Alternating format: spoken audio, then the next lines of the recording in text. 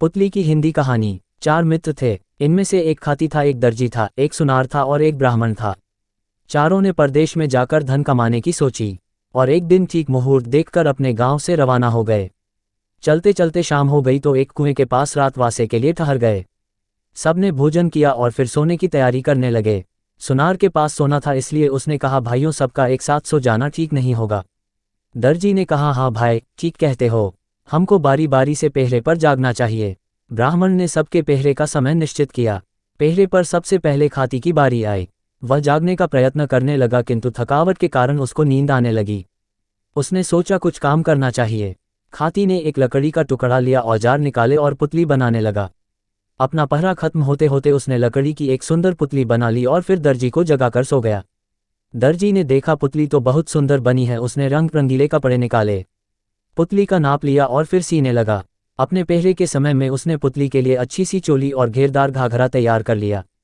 साड़ी के नाप का चुंदड़ी का कपड़ा लिया और पुतली को सभी कपड़े पहना और ढाकर खड़ी कर दी। फिर आधी रात के बाद सुनार की बारी आई। वह सोना निकालकर गहने बनाने लगा। धीरे धीरे उसने बोरला, झेला, कर्णफूल, नथ, हंसली, हार, चूड़ियां, पायल सभी गहने बना लिए और पुतली को पहना दिए। पुतली गहनों कपड़ों में बहुत सुंदर दिखने लगी। अंत में ब्राह्मण की बारी आई। वह पुतली को देखकर विचार में पड़ गया। उसने सोचा, इस पुतली को अपने मंत्र बल से जीवित करना चाहिए। वह मंत्र बोलता हुआ उस पर जल छिड़कने लगा।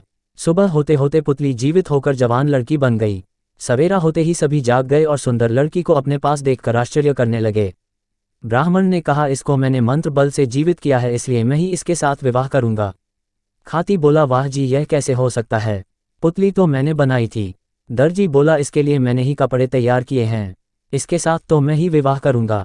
सुनार ने कहा, भाइयों, मैंने हजारों रुपयों का सोना खर्च करके इसके लिए गहने बनाए हैं। अब कैसे हो सकता है कि ये दूसरे के घर चली जाए?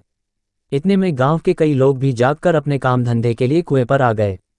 चारों को लड़ते झगड़ते देखकर गांव वालों में से एक समझदार बूढ़ा बोला, भाई, क्यों लड़ते हो?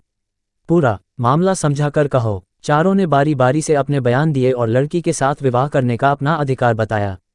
बूढ़े ने सबकी बातें समझकर कहा, खाती ने पुतली बनाई और ब्राह्मण ने इसको जीवित किया, इसलिए दोनों इसके बाप हैं। दोनों में से किसी का भी विवाह इस लड़की के साथ नहीं हो सकता। रही बात दर्जी की, इसने कपड़े तैयार किए हैं।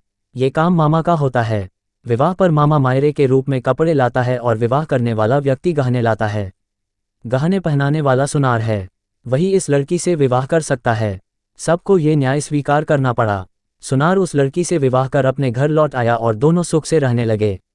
YouTube चैनल पर नए हों तो चैनल को सब्सक्राइब करें। अंत तक बने रहने के लिए आपका धन्यवाद।